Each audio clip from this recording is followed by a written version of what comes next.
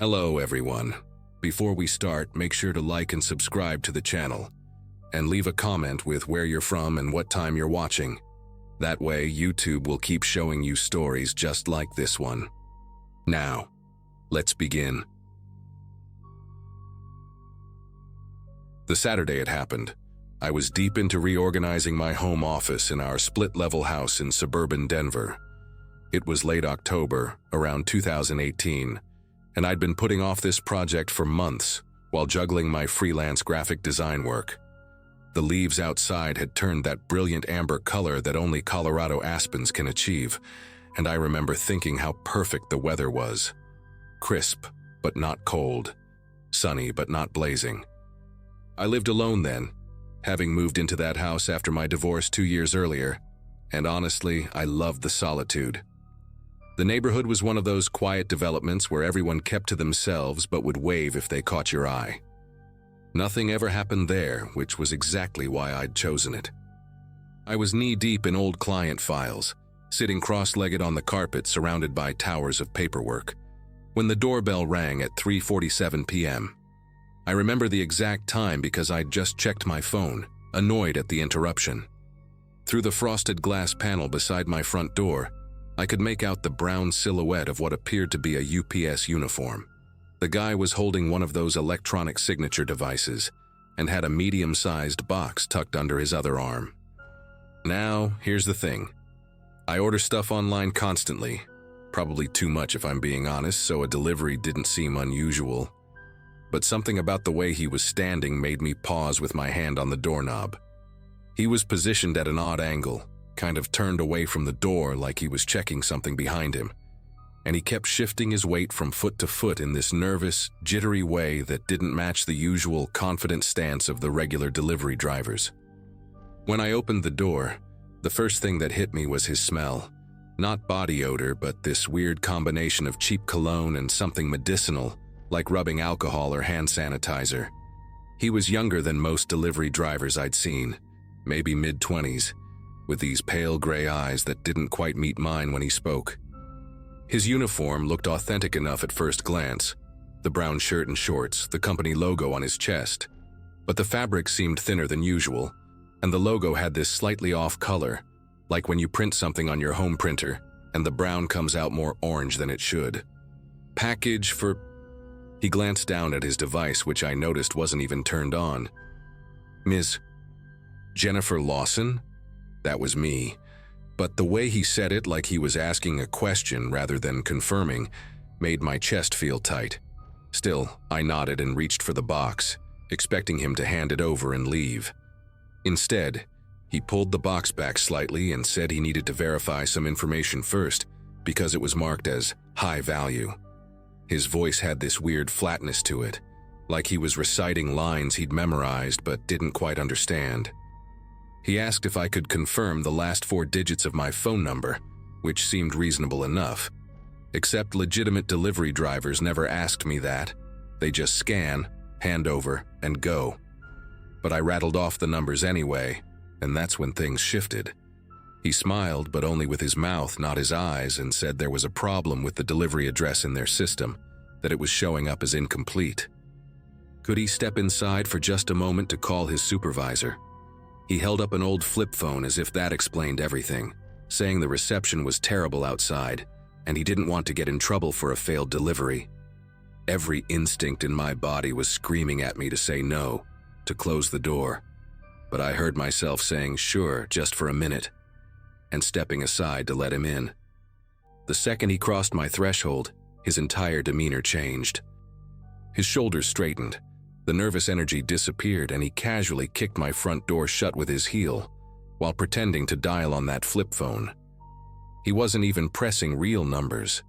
His thumb just moved randomly over the keypad while he scanned my living room like he was cataloging everything. The box he'd been carrying got tossed carelessly onto my couch, and I could hear it was empty from the hollow sound it made. "Nice place," he said, dropping the delivery driver act entirely, his voice now deeper and more controlled. "You live here alone?" That question hit me like ice water in my veins. I tried to keep my voice steady when I said my husband would be home any minute, but he just laughed. Not a cruel laugh, more like he found my lie genuinely amusing. "Jennifer," he said, using my name like we were old friends. "I've been watching this house for 3 weeks. I know you live alone. I know you work from home on Mondays, Wednesdays, and Fridays. I know you get real Chinese food from that place on Sheridan every Sunday night, not the chain stuff. And I know you haven't had a visitor in 10 days. My mind was racing, trying to process what was happening while simultaneously looking for ways out. The back door was through the kitchen, but he was positioned between me and both exits. My phone was in my office upstairs, useless. The panic must have shown on my face because he held up both hands in a mock peaceful gesture and said he wasn't there to hurt me. He just needed a place to lay low for a few hours. Apparently he'd gotten into some trouble. He didn't elaborate on what kind, and figured a nice, quiet house in a nice, quiet neighborhood would be perfect. "We're going to be roommates for a little while," he announced, walking over to my kitchen and opening my refrigerator like he owned the place. He pulled out a bottle of orange juice, didn't bother with a glass, and drank straight from it. The casual violation of it, the way he just made himself at home, was somehow more terrifying than if he'd been actively threatening. He wiped his mouth with the back of his hand and told me to sit on the couch and act normal if anyone came to the door. "And Jennifer," he added, pulling something from his pocket that I couldn't quite see but didn't need to. "Let's not make this complicated." For the next 2 hours, we sat in my living room in the most surreal hostage situation imaginable. He made me turn on the TV and put on some nature documentary about penguins, keeping the volume at a normal level so everything would seem regular from outside. Every few minutes, he'd get up and peek through the blinds, careful not to disturb them too much. He told me his name was Kyle, probably a lie, and that by midnight everything would be fine and he'd leave. The weirdest part was how conversational he was, commenting on the documentary like we were friends hanging out. "Did you know penguins mate for life?" he said at one point, never taking his eyes off the screen. "That's commitment right there." I kept thinking about my neighbors, the Washingtons next door, how they were probably making dinner right now, completely unaware of what was happening 20 feet away. Around 5:30, he got hungry and made me cook something, standing right behind me in the kitchen while I made spaghetti with shaking fingers. He even complimented my sauce, said his mom never put enough garlic in hers. The breaking point came when my doorbell rang at 6:45. We both went rigid. Through the peephole, I could see my friend Nancy from book club holding a pie dish. I'd completely forgotten she was dropping off her banana cream pie for tomorrow's church bake sale. We'd arranged it weeks ago. Kyle pressed close behind me, and I could feel something hard pushing against my lower back. "Get rid of her," he whispered, his breath hot on my neck. "Be natural. Remember, I know where you work, where you shop, where you run in the mornings." My hand trembled as I opened the door, just a crack, keeping the chain on. Nancy's face lit up when she saw me, and she launched into a story about how she'd used her grandmother's recipe this time, holding up the pie like a trophy. I managed to tell her I was feeling sick, might be the flu, and could she just leave it on the porch? But Nancy, sweet Nancy who never met a problem she couldn't solve with food and conversation, insisted on coming in just for a moment to put it in my refrigerator herself. She actually tried to push the door open wider, saying she'd make me some tea while she was at it. In that moment, something inside me just snapped. Maybe it was the absurdity of the situation, or maybe it was Nancy's kindness contrasting so sharply with the nightmare I was living, but I suddenly found my voice. "Nancy," I said loudly, very loudly. "I threw up 3 times today. 3 times!" I practically shouted the last part, and then I did something I'd never done before. I made the most convincing retching sound I could muster, really selling it with grotesque gurgling noises. Nancy immediately stepped back, her face scrunching up in disgust and sympathy. But here's the thing, Nancy's husband Tom was a retired cop, and they had this system where if she ever felt unsafe, she'd text him a specific emoji. I knew this because she'd told our whole book club about it after a string of break-ins last year. While still fake gagging, I managed to wheeze out, "Nancy, you know that emoji you told us about? The one Tom knows? Her eyes went wide for just a second. Then she played along perfectly. "Oh, honey, you rest up. I'll just leave this right here," she said, setting the pie down carefully. As she walked back to her car, I saw her pulling out her phone, and I knew she got it. Kyle must have sensed something was off because he grabbed my arm hard enough to leave bruises and dragged me away from the door. "What emoji? What were you talking about?" His casual demeanor was completely gone now, replaced with paranoid fury. He started pacing, mumbling about needing to leave, but then stopping himself, saying it was too early, too risky. He made me show him my phone. Thank God it was upstairs and not on me. And when I said I needed to get it, he followed me up, staying so close I could smell that medicinal scent getting stronger with his sweat. We were in my office, him demanding to see my texts with Nancy when we both heard it. Multiple car doors slamming outside. No sirens, just quick, efficient movement. Kyle ran to the window and saw what I'd been praying for. 3 police cars positioned strategically around my house. Tom had come through. The next few minutes were chaos. Kyle started screaming at me, saying I'd ruined everything, that I had no idea what I'd just done. He was frantically looking for another way out, pulling me with him from room to room. But Tom had been smart about it. They had every exit covered without making it obvious they were planning to breach. Then came the phone call. My landline rang. Yes, I still had one of those, and Kyle made me answer it on speaker. It was Tom himself, using that calm, professional voice that must have served him well during his 20 years on the force. "Jennifer, this is Tom Washington. We know you have someone in there with you. We just want everyone to come out safely." Kyle laughed, but it was high-pitched, desperate. He yanked the phone from my hand and started rambling about how they didn't understand, how he just needed until midnight, how this wasn't supposed to happen like this. Tom kept his voice steady, asking Kyle what he needed, offering to help, but I could tell Kyle was spiraling. He hung up mid-sentence and turned to me with wild eyes.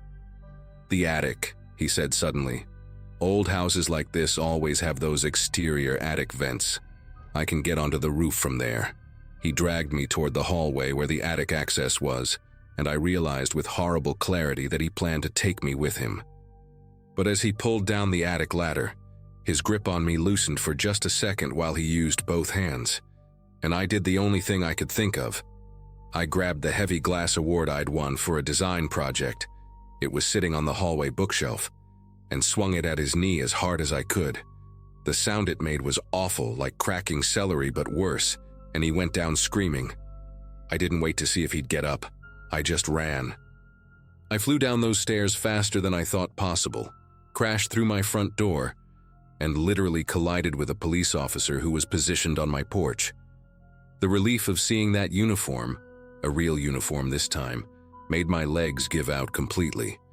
They got Kyle about 10 minutes later when he tried to crawl out a bathroom window, with what turned out to be a severely fractured kneecap. Turns out Kyle was actually named Brandon Morse, and he was wanted for a series of home invasions across 3 states. His MO was always the same, the fake delivery uniform, targeting women living alone, staying just long enough to raid their valuables and financial information. I was lucky number 7, except this time he'd spotted police activity near his motel that morning and needed somewhere to hide. He'd been saving my house as a backup plan for weeks. The police found his real uniform in a bag in my bushes where he'd stashed it before ringing my doorbell, along with a notebook containing detailed observations about my routine and the routines of 3 other women in my neighborhood. I moved out of that house 2 months later, not because I was forced to, but because I could never shake the feeling that the walls had absorbed some of that day's terror. Every time I opened the refrigerator, I'd remember him drinking from my orange juice bottle. Every time someone rang the doorbell, even when I was expecting them, my heart would pound until I could verify who it was through the window. Nancy and Tom checked on me constantly those first few weeks, and Nancy even stayed over a few nights when the anxiety got too bad. The other women from his notebook were notified, and one of them, a nurse named Valerie who lived 3 streets over, told me she'd noticed a delivery truck parked near her house multiple times, but thought nothing of it. We all started a group chat, Strange as that sounds, bonding over our shared near miss with Brandon Morse. He got 15 years, by the way. His lawyer tried to argue that he never physically hurt anyone, but the judge didn't buy it. Sometimes I wonder if he's keeping notes on someone in prison the way he kept notes on us. These days, I live in an apartment building with a doorman and security cameras everywhere, and I haven't ordered anything online in 3 years. Every package goes to my office now, where there are always people around. And if you're wondering why I'm sharing this story, it's because last week a woman in Boston opened her door to a fake cable repairman. She wasn't as lucky as I was. Trust those instincts, folks. That uncomfortable feeling when something seems wrong? It's your brain trying to save your life.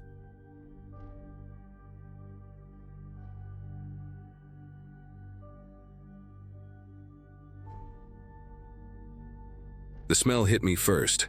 That thick, sour stench of unwashed bodies mixed with rotting food, and something else I couldn't quite place, like burnt plastic or rubber. I was already 20 feet inside the Garrison house, my camera hanging around my neck, when I realized I'd made a terrible mistake coming here alone. But let me start from earlier that day, before everything went to hell. I'm a freelance photographer, 31 years old. Been living in Charlotte, North Carolina for about 6 years now. I specialize in urban decay photography. Abandoned factories, dead malls, forgotten houses, that kind of thing. That Saturday in November 2022, I was hunting for new material for my portfolio, and the Garrison place on Pine Ridge Road had been on my list for months. The property had been rotting away since the early 2000s, caught up in some bureaucratic nightmare after the owner died without family. My friend Craig had been warning me about the place for weeks. He worked construction and his crew had done some surveying near the property line. They'd spotted sleeping bags in the upstairs windows, fresh graffiti appearing between visits, and once they found a still warm fire pit in what used to be the living room. "People are living in there, man," he'd told me at poker night, his voice getting all serious.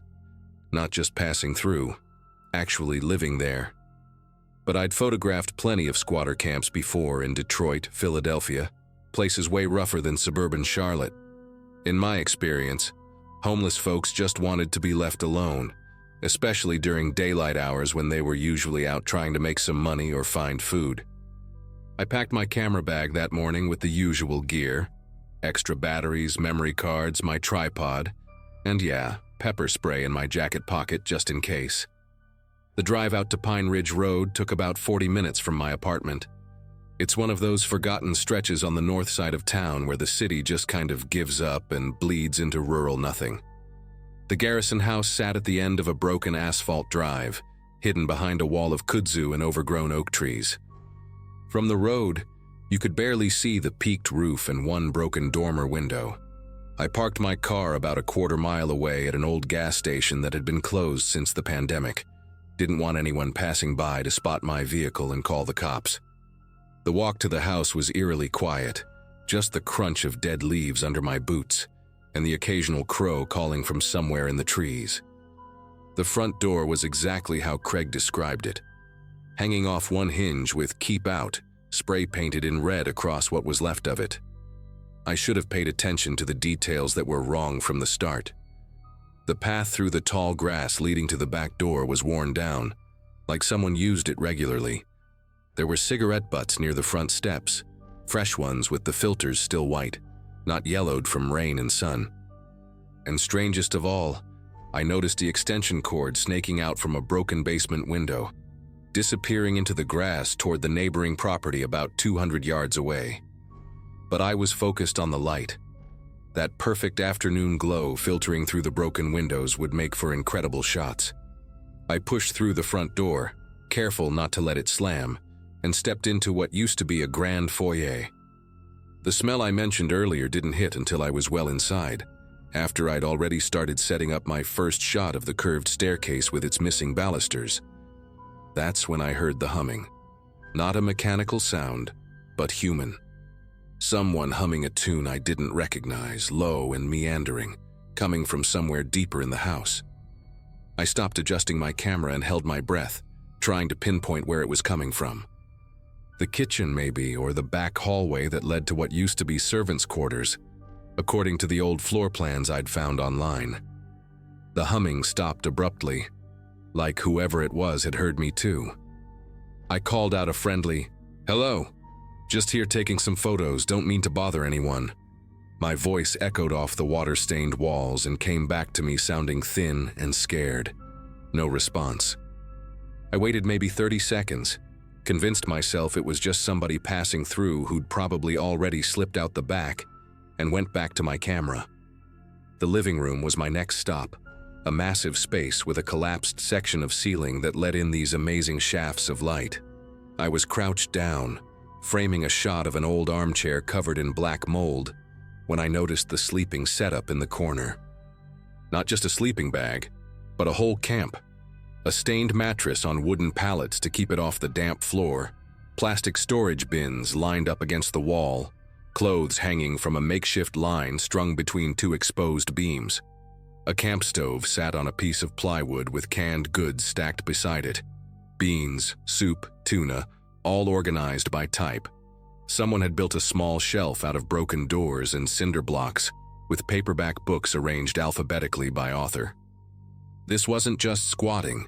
Someone had made this their home, and from the look of things, they'd been here for months, maybe longer.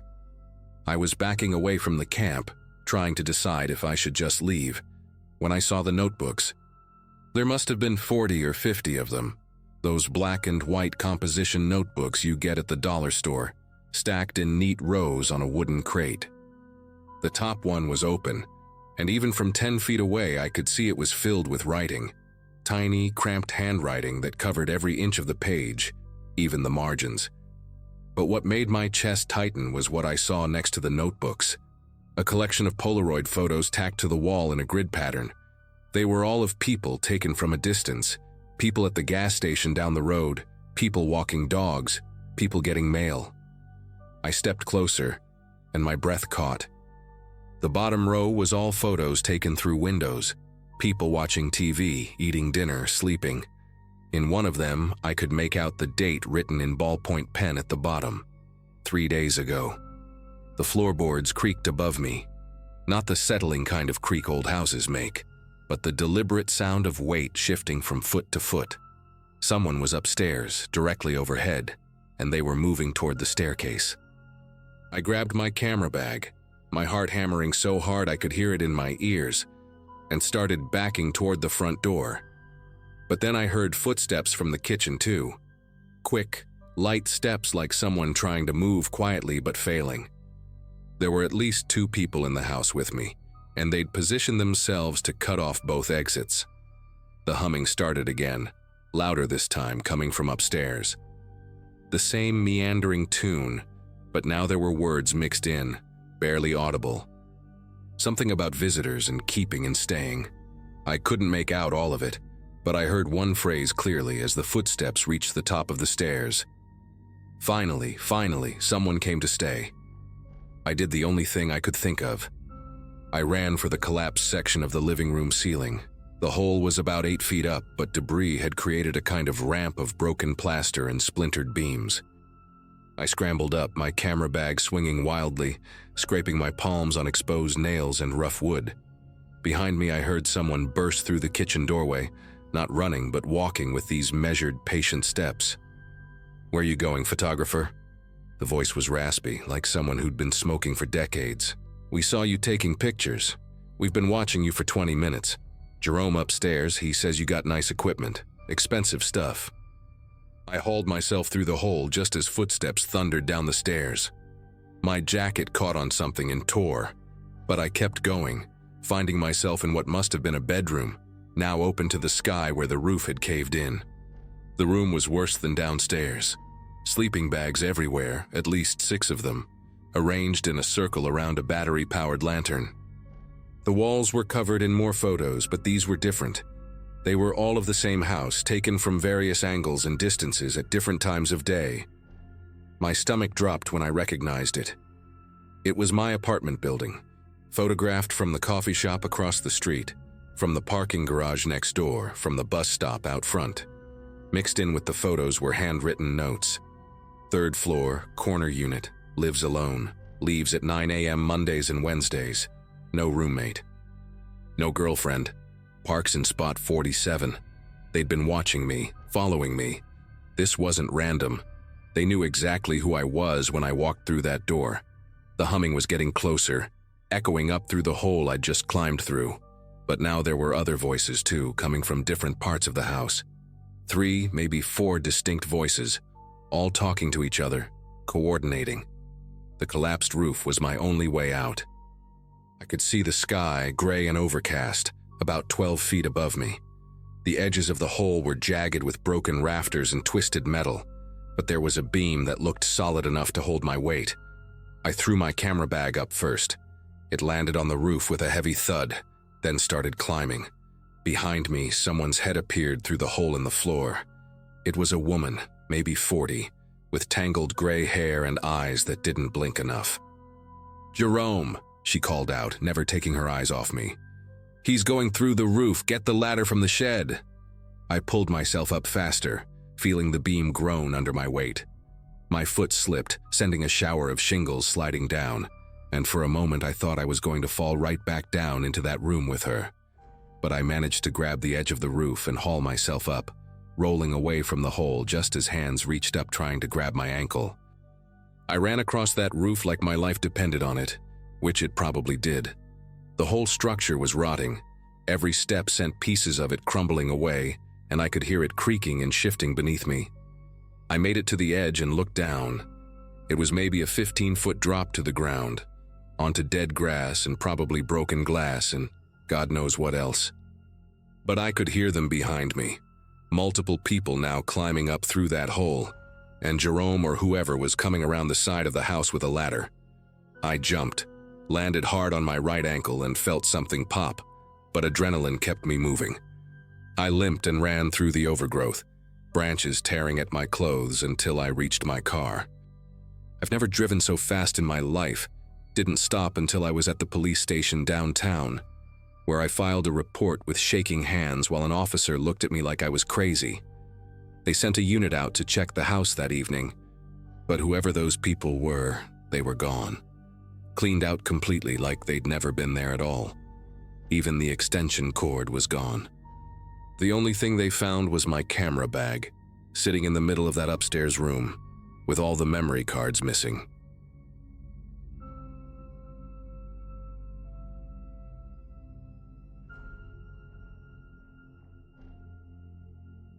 Friday nights in Austin always had this electric energy that made you feel like anything could happen. And on that particular evening in 2017, I learned exactly how dangerous that feeling could be. At 26, working as a graphic designer at a small marketing firm downtown, my life had fallen into a comfortable routine of deadlines, coffee runs, and weekend parties that bled into Monday morning regrets. I lived in a cramped apartment with 2 roommates who were never around, which meant I spent most weekends seeking out the company of others, bouncing between house parties and dive bars with a rotating cast of co-workers and college friends. That night's destination was my co-worker Melissa's place, one of those sprawling suburban houses with a pool and a massive backyard that seemed designed for hosting 50 drunk people at once. I'd arrived around 9, started with craft beers before switching to vodka sodas, dancing to whatever playlist someone had thrown on, riding that perfect buzz where everything becomes hilarious and everyone seems fascinating. By 2 in the morning, the crowd had thinned to maybe a dozen people, and I was sprawled across Melissa's leather couch, squinting at my phone while trying to order an Uber that kept showing surge pricing at triple the normal rate. $60 for a 15-minute ride home. My friend Jason dropped onto the cushion next to me, his car keys making that distinct metallic jingle as he pulled them from his pocket. And even through my own haze, I noticed how deliberately he was moving, how carefully he was trying to appear sober. "Hey, I can drive you home," he offered, pronouncing each word with that exaggerated precision drunk people use when they're convinced they're fooling everyone around them. "Stopped drinking like an hour ago? Had a bunch of water and some of that pizza from earlier?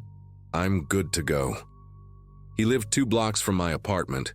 We'd been friends since our sophomore year at UT. and he'd driven me home safely dozens of times before, though never when we'd both been at the same party, matching each other drink for drink since the night began. My phone battery was flashing at 8%. My credit card was already maxed from holiday shopping earlier that week, and Jason was standing there with this expectant smile, already heading toward the door like my answer was a foregone conclusion. I remember doing that drunk math in my head. 15 minutes home versus waiting another hour for prices to drop, sleeping on Melissa's couch with her cats that always triggered my allergies, or taking a ride with someone who seemed steady enough on his feet. "Just drive careful," I heard myself saying as I grabbed my purse and followed him out to the driveway, past a couple making out against someone's pickup truck, past the smokers huddled near the garage passing around a vape pen that smelled like artificial strawberries. Jason's silver Accord was parked crooked between a minivan and the curb, one tire actually up on the grass, which should have been my first real warning sign. But he just laughed when he saw it, said something about the driveway being packed when he'd arrived, and I laughed too because everything still had that soft, blurry quality that made bad ideas seem perfectly reasonable. We got in the car, and Jason spent what felt like a full minute adjusting his mirrors, messing with the seat position, finding his phone to plug into the charger. All those careful, methodical movements that drunk drivers do when they're trying to convince themselves they're in control. He backed out slowly, overcorrecting twice before getting onto the street, and I remember thinking maybe I should say something. Suggest we go back inside, call someone else, anything except continue down this path we'd started. But then we were on the main road, windows cracked to let in the humid December air that Austin gets sometimes, and for the first few blocks everything seemed fine. Jason was driving below the speed limit, both hands gripping the wheel at exactly 10 and 2, staying perfectly centered in his lane like he was taking a driving test. We passed closed shops and darkened restaurants, a few late-night food trucks still glowing with string lights, and I actually started to relax, thinking maybe I'd overreacted. Maybe he really had sobered up enough to get us home safely. Then we hit the freeway on-ramp, and everything changed in the span of 3 seconds. Jason merged without checking his blind spot, cutting off a black SUV that laid on its horn, and swerved around us, the driver shouting something through his window that got lost in the wind. Jason just laughed, actually laughed, and pressed harder on the accelerator, suddenly doing 70 in a 55 zone, weaving slightly between the painted lines like he was trying to thread a needle with a baseball bat. My seatbelt felt like the only thing keeping me anchored to reality, as the speedometer crept up to 75, then 80, the broken white lines blurring into a continuous stream beneath us. "Jason, slow down," I said, trying to keep my voice calm even though my heart was hammering against my ribs, my fingers digging into the door handle so hard I thought it might snap off. He turned to look at me, took his eyes completely off the road to look at me, and his pupils were huge, unfocused, like he was seeing me from underwater. "What? I'm fine, we're almost there," he slurred, and that's when I realized he wasn't just drunk anymore. Sometime between the house and the freeway, whatever adrenaline or concentration had been keeping him functional had completely evaporated. The car drifted into the right lane without warning, tires hitting those raised bumps on the shoulder that are supposed to wake up drowsy drivers, the whole vehicle shuddering like it was coming apart at the seams. Jason jerked the wheel left, overcorrecting so hard we shot across 2 lanes, missing the back bumper of a semi-truck by what couldn't have been more than 6 inches. I could see the truck driver's face in his side mirror, eyes wide with shock, already reaching for his radio probably to call 911.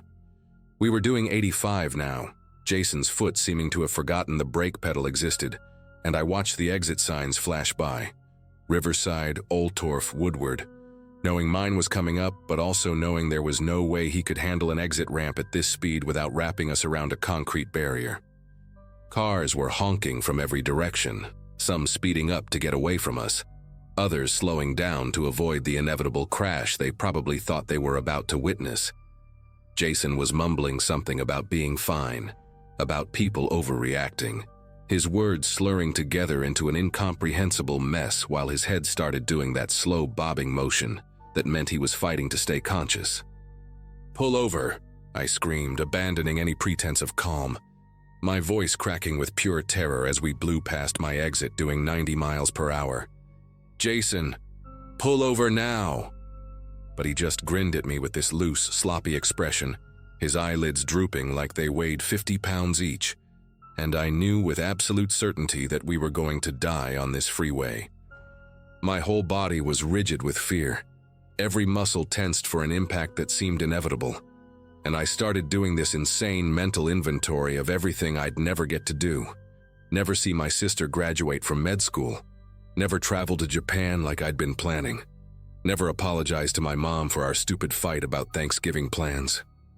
The speedometer hit 95 and the engine was screaming, the whole car vibrating like it might come apart, and then Jason's chin dropped to his chest for a full second, 1001, before his head snapped back up.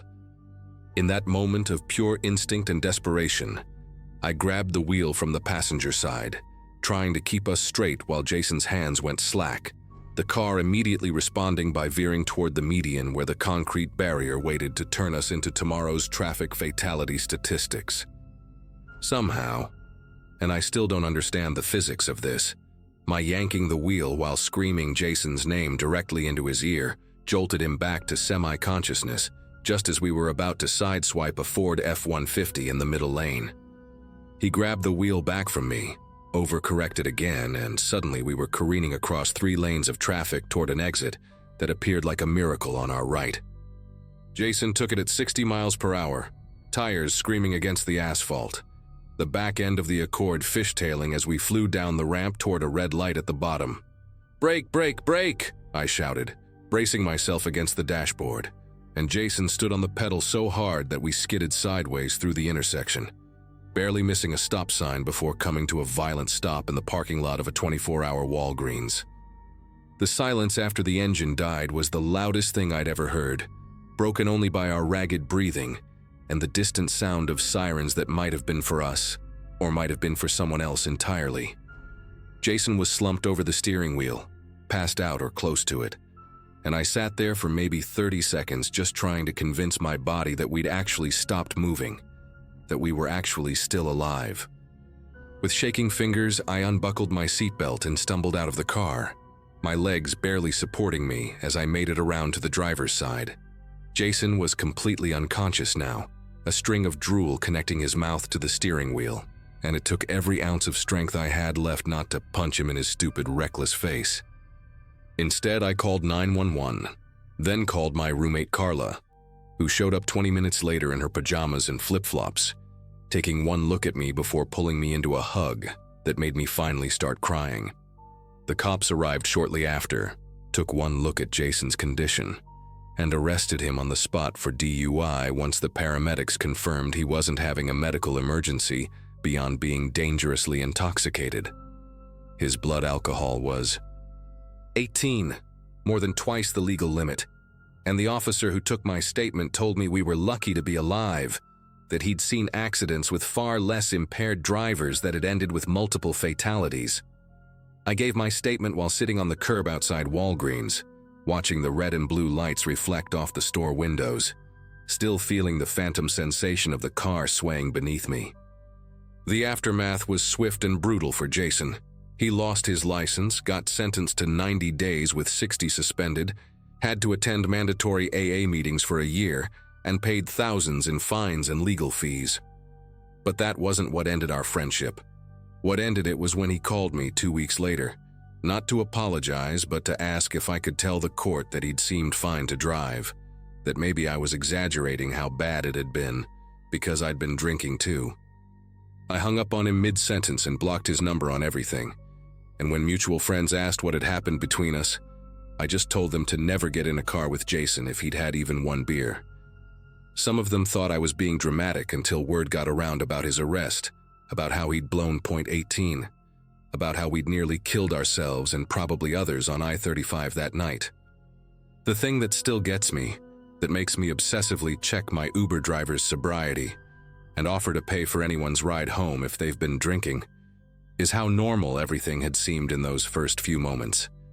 How Jason had walked straight enough, talked clearly enough, seemed together enough that I'd trusted him with my life.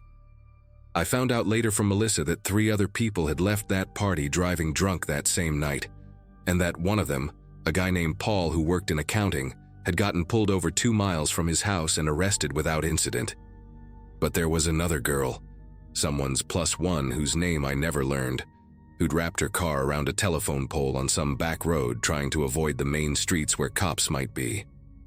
She survived but broke 6 ribs and her left arm in 3 places, spent 2 months in physical therapy, learning to write again. When Melissa told me this over coffee a month after my ride with Jason, I couldn't stop thinking about how that could have been us, how we could have been the cautionary tale people whispered about at parties, the reason someone's mom got a phone call at 3 in the morning. I started having these vivid nightmares where I was back in that passenger seat, but this time Jason didn't wake up when his head dropped. This time my grabbing the wheel made things worse. This time the semi-truck didn't miss us. I'd wake up gasping, phantom seatbelt pressure across my chest, the taste of vodka and fear still coating my mouth. It's been years now, and I've never gotten in a car with someone who's been drinking since, not even someone who swears they've only had 1 beer with dinner, not even for a 5-minute drive to the corner store. People sometimes roll their eyes when I insist on being the designated driver, or when I physically take someone's keys at a party, hiding them until I know they have a safe ride arranged. They don't understand that I can still feel that car drifting across lanes, still see Jason's unfocused eyes when he turned to look at me on the freeway, still hear the scream of tires that almost became the last sound I ever heard. Every time I read about a drunk driving accident in the news, especially the ones involving young people who seemed fine when they left wherever they'd been drinking, I think about that Walgreens parking lot and how close I came to being a statistic. The saddest part is that Jason never really understood what he'd done. Last I heard through mutual friends, he'd gotten another DUI 2 years later, this time alone, this time ending with his car in a ditch off Highway 71. He was fine, physically anyway, but I wonder if he ever thinks about that night the way I do, if he ever wakes up grateful that we didn't kill anyone, including ourselves, or if in his mind it's still just bad luck and me overreacting to what could have been a simple ride home.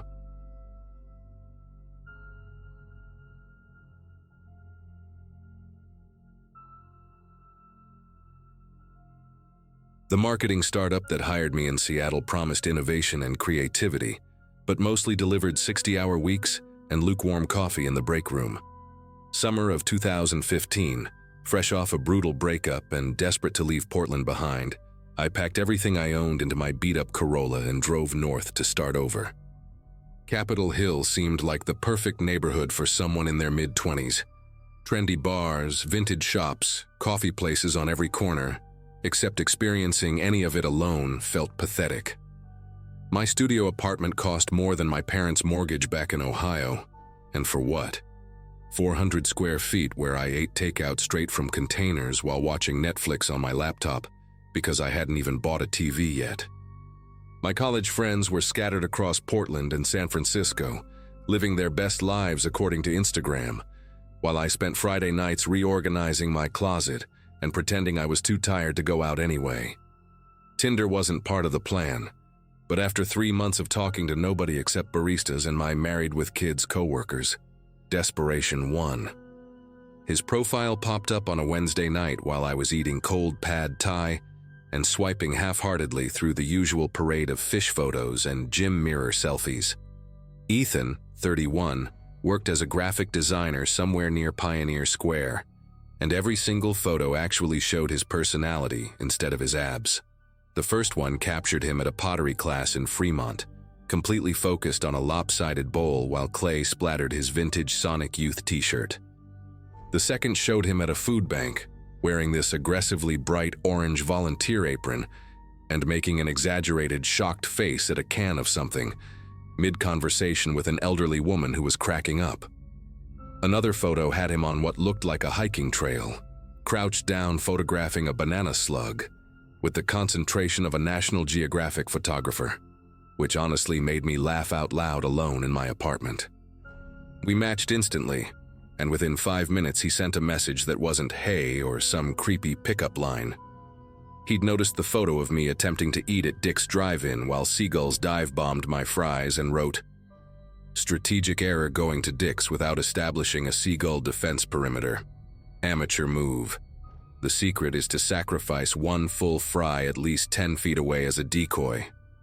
Stupid, but it made me smile for real, not the polite half-smile I'd perfected at work. We texted back and forth for hours that night, jokes flowing into actual conversation about adjusting to Seattle, favorite neighborhoods, the bizarre phenomenon of people here refusing to use umbrellas even in downpours.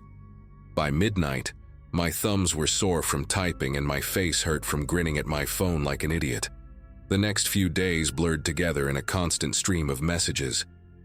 He'd send photos of terrible corporate art from his office building with elaborate backstories he invented for each piece. I'd counter with snippets of overheard startup jargon that sounded like alien language. Friday afternoon, he suggested we meet up that weekend. And this is where things took a turn I should have noticed. When I suggested coffee at Victrola or drinks at Cannon, he pushed back gently but persistently.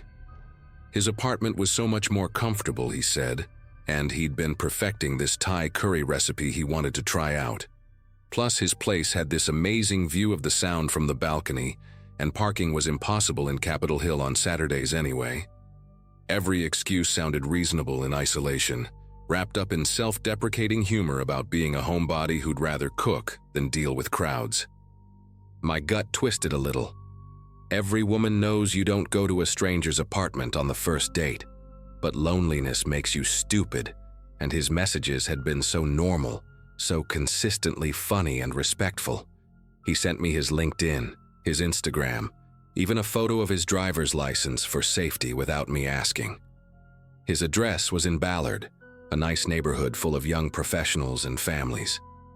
When I mentioned I was nervous about meeting at his place, he responded with this long, thoughtful message about completely understanding how awful online dating was for women, and if I wanted to bring a friend or meet somewhere public first, he'd totally get it.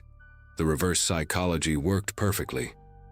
By making me feel like I was being paranoid, I convinced myself that going to his apartment would prove I was adventurous and trusting, not some uptight person who assumed every guy was a serial killer. Saturday evening, I stood outside his building for a full 5 minutes, thumb hovering over my friend's number in case I needed to send her the address. The apartment complex looked expensive and legitimate. One of those new constructions with a yoga studio on the ground floor and a doorman who nodded at me when I walked in. The elevator was modern, clean, played jazz softly as it climbed to the 7th floor. His apartment door had a normal welcome mat, a normal doorbell, normal everything. When he answered, he looked exactly like his photos, maybe even better. Worn jeans, a Columbia University sweater, barefoot like he'd been padding around cooking all afternoon. The smell of coconut milk and lemongrass drifted out, and I could hear music playing, something indie and mellow. "You actually came," he said with this relieved smile that seemed so genuine. "I was sure you'd bail once you realized I was seriously suggesting a stranger's apartment for a first date." The apartment itself was pristine, almost suspiciously perfect. Exposed brick walls, minimalist furniture that probably cost more than my car. A kitchen island where ingredients were laid out like a cooking show set. He poured me wine immediately, this expensive-looking red that he said came from some vineyard in Walla Walla. His company had visited on a retreat. I sipped it slowly while he chopped vegetables with practiced precision, telling stories about his worst cooking disasters, asking about my favorite restaurants in Portland. Everything felt choreographed but not quite wrong enough to leave. The apartment door had closed behind me with this soft mechanical click that I barely registered at first, too focused on appearing relaxed and dateable. We moved to the balcony with our wine glasses, and the view really was spectacular. Ferry boats crossing the Sound, mountains in the distance, the whole Seattle postcard fantasy spread out below us. That's when I noticed the bedroom door was cracked open just enough to see inside, and there was someone sitting on the edge of the bed. A woman, completely still, facing away from us toward the wall. My whole body went rigid, wine sloshing dangerously close to the rim of my glass. Ethan followed my stare and laughed, this easy, casual sound that didn't match the ice forming in my chest. "Oh, that's Alyssa," he said, like having a silent woman in your bedroom during a date was totally normal. "She's just decompressing. First dates make her anxious too." The woman, Alyssa, didn't move, didn't acknowledge her name, just sat there in what looked like a sundress, her long dark hair hanging down her back like a curtain. My brain scrambled for rational explanations. Roommate, sister, maybe an ex who was still picking up her things. But every instinct screamed that something was deeply, fundamentally wrong with this picture. "Is she okay?" The words came out strangled, my throat suddenly desert dry despite the wine. Ethan waved his hand dismissively, steering me back toward the kitchen with a gentle pressure on my elbow that felt more like hurting than guiding. "She gets like this sometimes. Some people need time to adjust to new situations." He said it so matter-of-factly, like he was describing a quirky personality trait instead of a woman sitting motionless in his bedroom during our date. When I tried to look back toward the bedroom, he positioned himself between me and the hallway, still smiling, still chatting about the curry that needed stirring. My phone was in my purse by the door, might as well have been in another country. The apartment suddenly felt smaller, the walls closer. That beautiful view now showing how high up we were, how far from the street, how many floors between me and the exit. "Actually, I just remembered I have this work thing," I started, the lie transparent and shaky. But Ethan just tilted his head with this patient expression, like a teacher waiting for a student to finish a particularly weak excuse. "The door's locked," he said simply, pulling 2 bowls from a cabinet. "Electronic lock, remember? Building management started this new system last month, supposedly for security, but honestly it's just annoying. Needs my thumbprint to open from the inside after 8 p.m. Ridiculous, right?" He demonstrated by pressing his thumb against a small black pad near the door handle. Nothing happened. He tried again, frowning. Must be glitching. It does that sometimes. Usually resets in an hour or 2. The casualness of his voice didn't match the calculating look in his eyes as he watched me process this information. Behind him, I could see the bedroom door had opened wider, and Alyssa had turned her head just enough that I could see her profile. Pale, hollow-eyed, her lips moving soundlessly like she was trying to tell me something. The next 20 minutes stretched like pulled taffy while I pretended everything was normal, eating curry that tasted like paste, laughing at jokes that weren't funny, calculating distances to windows, to the knife block, to anything that might help. Ethan kept refilling my wine glass despite my protests, his stories getting stranger, how he'd helped other girls find their confidence, how his apartment was a safe space for growth, how Alyssa had been resistant at first too. The words slithered around the real meaning, never quite confessing but painting a picture that made bile rise in my throat. When he went to the bathroom, I lunged for the door, yanking at the handle, pounding my thumb against the sensor pad, even trying to pry at the edges with my fingernails. Alyssa appeared in the hallway, moving with the careful steps of someone who'd learned not to make sudden movements. 3 days, she whispered, her voice raspy from disuse. "I've been here 3 days. There's another girl in the spare room. She's been here longer. He keeps us until he finds someone new." Her eyes darted toward the bathroom door. "The fire escape in his bedroom. The lock doesn't work on that window." Ethan emerged from the bathroom just as Alyssa melted back into the bedroom, and his face shifted when he saw me by the door, something cold sliding behind his features. "Going somewhere?" The pretense dropped completely now, his voice flat and businesslike. But I'd already made my decision. "Just wanted to see the view from your bedroom," I said, forcing what I hoped looked like flirtation instead of terror. Alyssa said it's even better than the balcony. He studied me for a long moment, then smiled. Not the charming Tinder smile, but something hungry and satisfied. "Sure, let me show you." The moment we entered the bedroom, Alyssa created the perfect distraction by suddenly bolting for the main door, screaming and pounding on it.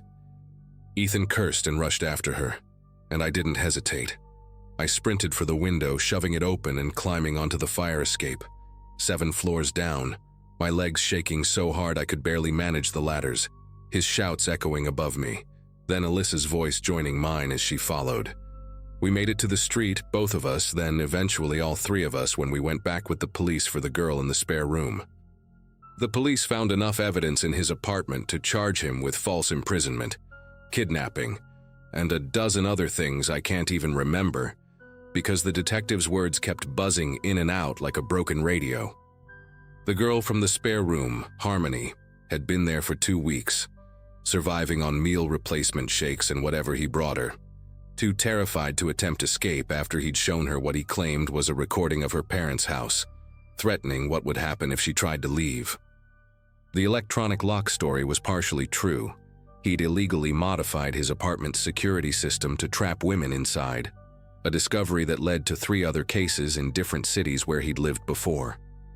The trial took 14 months, and seeing him in an orange jumpsuit instead of that Columbia sweater should have felt like victory. But mostly, I just felt hollow and angry at myself for walking into such an obvious trap. Alyssa and I stayed in touch for a while, trauma bonding over coffee and therapy appointments, comparing notes about the red flags we'd ignored, the way loneliness had made us vulnerable.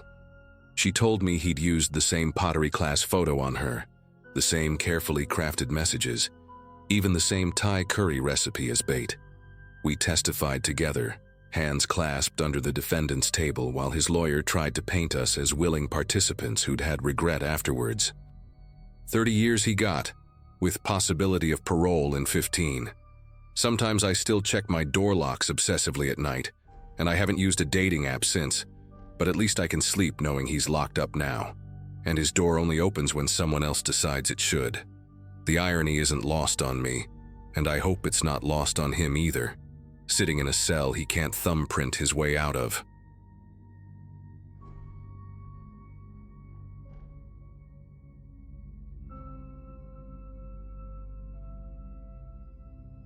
Saturday afternoon in March, and I was scrolling through Craigslist for the 100th time that week, desperate to find a decent camera I could actually afford. 23 years old, warehouse job barely covering rent on my studio apartment in Milwaukee.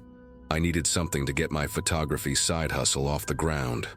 Most listings were either overpriced junk or obvious scams, but then I spotted it, a Canon 5D Mark III with 2 lenses for $800. The seller, who went by Roger in the messages, claimed he needed quick cash for a family emergency. He seemed genuine enough in our email exchange, even sent additional photos when I asked, showing the camera from different angles with a handwritten note displaying that day's date. The apartment complex he lived in wasn't far from my place, maybe a 20-minute drive through the industrial part of town where all the old breweries used to operate. Everything about the listing felt right, like I'd finally caught a break after weeks of searching through garbage deals and sketchy posts. Roger had suggested we meet at his apartment because, according to him, the camera equipment was heavy, and he had original boxes, warranties, extra batteries. The whole setup that would be a hassle to drag to some parking lot. His messages were friendly, peppered with photography terms that made him sound legit, talking about f-stops and ISO settings like someone who actually knew their stuff. He mentioned he was upgrading to newer equipment and just wanted his old gear to go to someone who'd appreciate it. The address he gave me was for Unit 4B in a converted factory building, one of those trendy loft-style places that had been popping up all over the city. When I pulled up around 3 that afternoon, the building looked normal enough. Exposed brick, big windows, a hipster coffee shop on the ground floor with people typing away on laptops. I texted Roger from the lobby and he buzzed me in immediately, his voice crackling through the intercom with what sounded like genuine excitement about finally making the sale. The elevator was one of those old freight models with the manual gate you had to pull across, and it groaned its way up to the 4th floor like it was fighting against every inch. When the doors opened, I found myself in a narrow hallway with exposed pipes running along the ceiling. That industrial chic look that probably jacked up the rent by $500 a month. Unit 4B was at the end of the hall, and I could hear music playing faintly from inside. Some kind of jazz, maybe Miles Davis. Roger answered after the first knock, and he looked exactly like I'd pictured from our emails. Mid-40s, salt and pepper beard, wearing a flannel shirt and jeans, the kind of guy you'd see at any camera store talking about the good old days of film. He had this eager, almost nervous energy as he shook my hand, his grip just a bit too firm, held just a second too long. Come in, he said, stepping aside to let me through. I've got everything set up in the living room for you to check out. His apartment was huge, way bigger than I expected, with floor-to-ceiling windows overlooking the city and expensive-looking furniture that seemed barely used. But what caught my attention immediately were the locks on the door. Not just a deadbolt, but 2 additional sliding bolts, one near the top and another at the bottom, plus a chain. Roger must have noticed me looking because he laughed, this quick, sharp sound that didn't quite reach his eyes. Previous tenant was paranoid, he explained, already moving toward the living room. Never got around to removing all that hardware. The camera equipment was spread out on a glass coffee table, everything pristine and organized like a store display. As I walked over to examine it, I heard him doing something behind me with the door, not just closing it, but the distinct sound of metal sliding against metal. Multiple times. When I turned to look, he was already walking back toward me, rubbing his hands together like he was cold, even though the apartment was uncomfortably warm. I picked up the camera body, going through the motions of checking it even though my mind was starting to race with questions. Why would someone with an apartment like this need quick cash? Why all those locks? Roger stood way too close while I inspected the equipment, close enough that I could smell his breath, coffee and something medicinal, like cough syrup. He kept talking, but not about the camera anymore. He was asking where I lived, if I'd told anyone where I was going, whether I had roommates waiting for me. Just making conversation, he said when I didn't answer right away, but his eyes kept darting to my pockets, probably checking for the cash I'd mentioned having. I tried to focus on the camera, clicking through the menu settings, but my fingers felt clumsy and slow. The room seemed to tilt slightly, and I realized the jazz music had stopped at some point, leaving just the sound of Roger breathing behind me and the hum of a refrigerator from somewhere deeper in the apartment. Actually, I said, setting the camera down carefully, I need to hit an ATM first. I only brought $600. It was a lie. I had the full $800 in my wallet. But something about the way he'd locked that door made me want to test his reaction. Roger's whole demeanor shifted in an instant, his friendly mask slipping just enough for me to see something else underneath. You said you had the money, he said, his voice flat and controlled. In your emails, you specifically said you had the cash ready. He moved between me and the door, not obviously blocking it, but positioning himself in a way that made the message clear. That's when I noticed the wedding ring on his finger, despite him telling me in emails he lived alone, and more disturbing, the fresh scratches on his arms, parallel lines like someone had clawed at him. The coffee table with the camera equipment was between us now, but the apartment suddenly felt impossibly small, like the walls were pressing in. Let me show you something, Roger said, and his hand went to his back pocket. For a terrifying second, I thought he was reaching for a weapon, but instead he pulled out a phone. Not his phone, but an iPhone with a pink glittery case, definitely belonging to someone younger, probably female. He swiped through it with disturbing familiarity, then held up the screen toward me. It was open to a text conversation, and I could see my own messages to Roger about the camera, except the contact name at the top said, Ashley. My brain struggled to process what I was seeing while Roger smiled, genuinely smiled for the first time since I'd arrived. Ashley was so disappointed when her buyer fell through last week, he said, tilting his head like we were sharing some inside joke. But her phone still gets plenty of interested messages.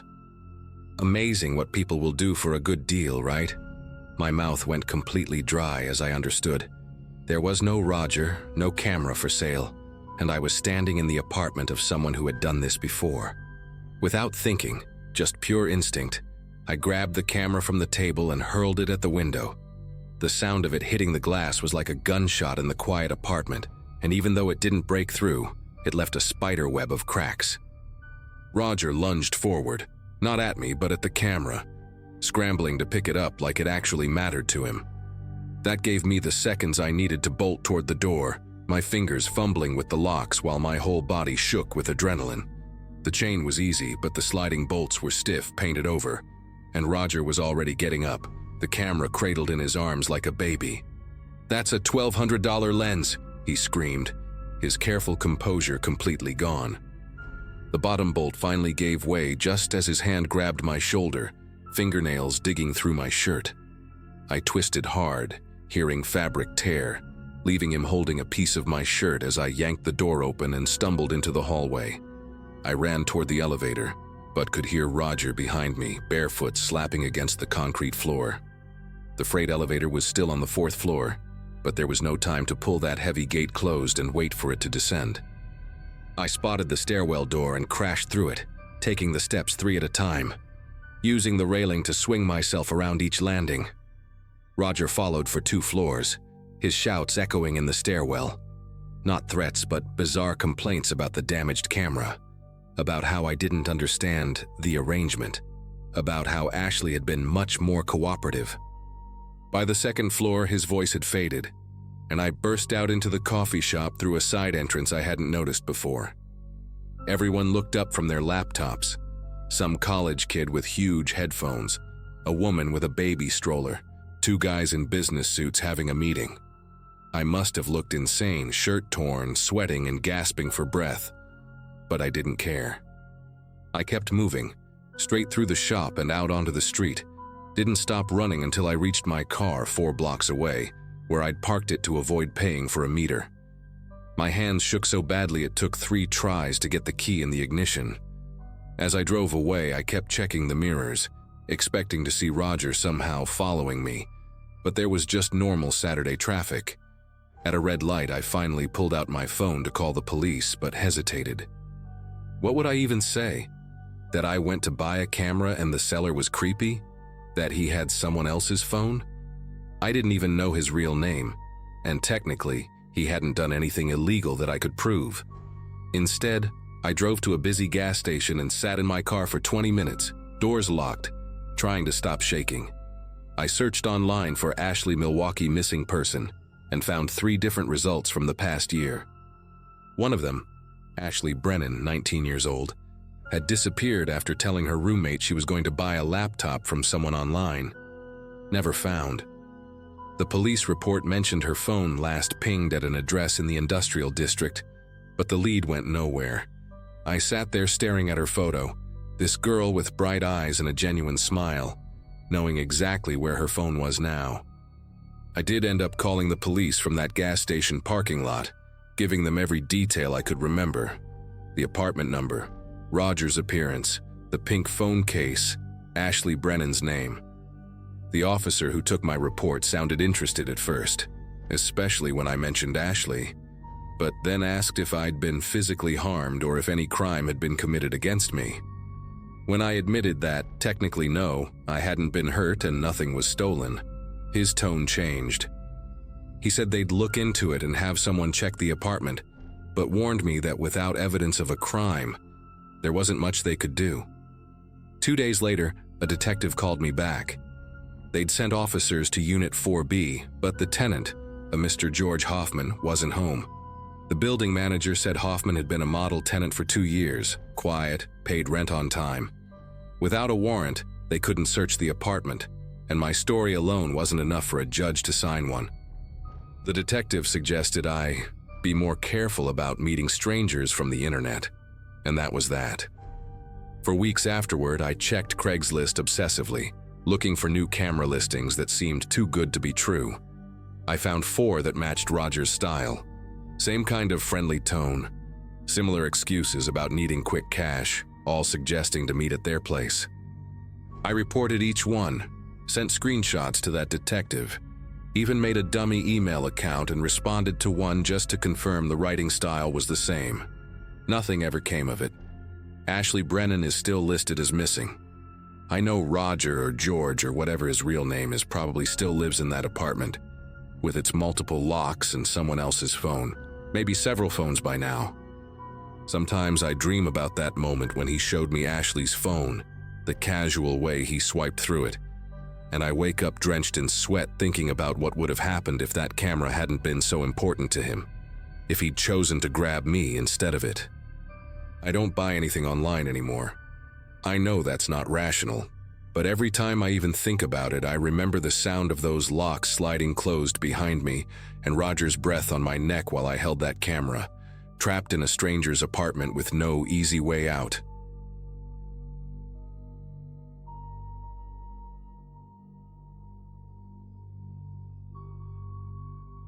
The trail marker said 4.2 miles, moderate difficulty, and it should have taken me 2 hours at most. That Saturday in early September, I'd driven 3 hours from Chicago just to walk through some woods and clear my head after finishing a project that had consumed my entire summer. My shoulders ached from hunching over design boards.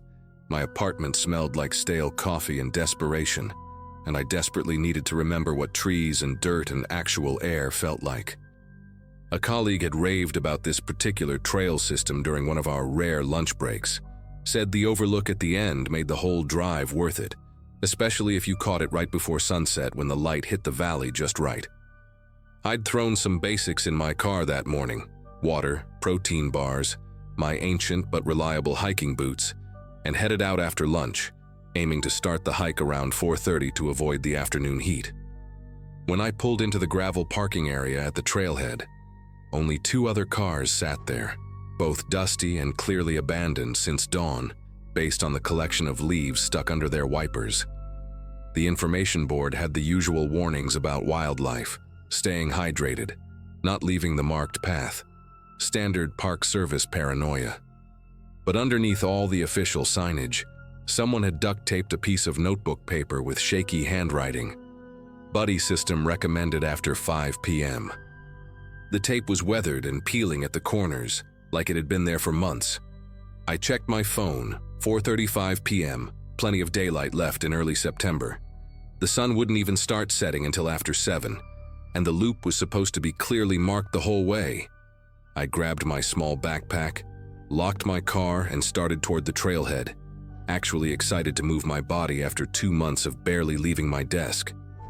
The first mile was exactly what I'd hoped for.